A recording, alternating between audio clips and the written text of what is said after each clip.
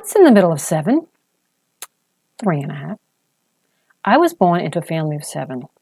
3 older sisters, 3 younger brothers. Middle child syndrome. Do you know studies say that middle children are neglected? Yeah, that's pretty true. But the flip side? We're independent. They also say we have low self-esteem. Oh yeah, that's true too. But it also causes us to be humble. Abraham Lincoln and Susan B. Anthony, they were middles. And middles like to count everyone in. So even if you're not a middle, please count yourself in.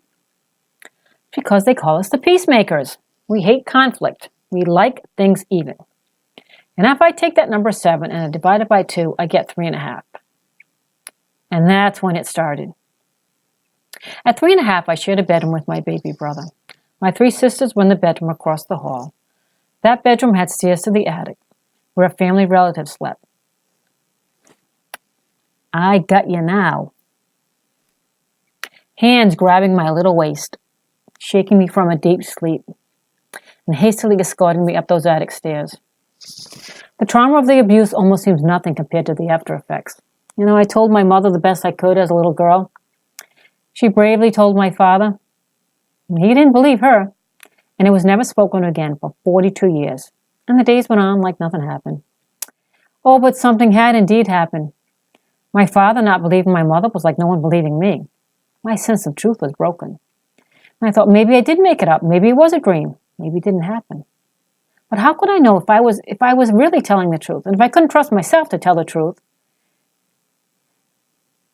what was truth, what was not? You know, what does this little girl do? She becomes mute. Now, I didn't stop talking, but I did stop speaking. My truth was muted. The program in that subconscious mind of mine would play over and over again. My words don't matter. No one will believe you anyway. They're just going to think you're lying. Have you ever had someone believe in you? My 4th grade teacher was like that. We had her write a Christmas story and then read it in front of the class. I reached her heart with these words and a stocking full of joy. Now that's all I remember about that story. But what I do remember is she believed my story. And at that moment in time, I felt like I had shouted to the whole world. Words that could change the world. But that inner belief, it was still at work, and it would take a long time of living to change it. Do you remember an experience that left you feeling like you could change the world? Well, I'm here to tell you words matter. Words spoken over you, and words you speak over others. Those 3 little words, I got you now, they were burned in my subconscious. Along with that came this feeling I could never feel safe anywhere. And add to that, my father not believing my mother that I was telling the truth, which made it seem like my mother was lying, which made me feel like I was lying. Well, now I desperately need some approval, as the story goes on. My brothers always seemed to have my dad's approval. And now I have 3 brothers. Well, what if I was to do boy things? I tried to get in a machine shop in high school, but that was well before girls were allowed to do such things. But it was building my confidence to do something no girl had done before.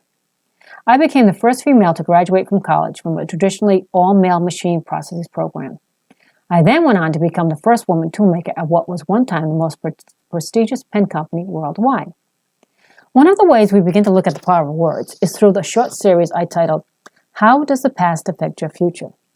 This is a 3-part series in which we first explore finding your future by following your past. Then, number 2, you need to enter your past to find the exit to your future.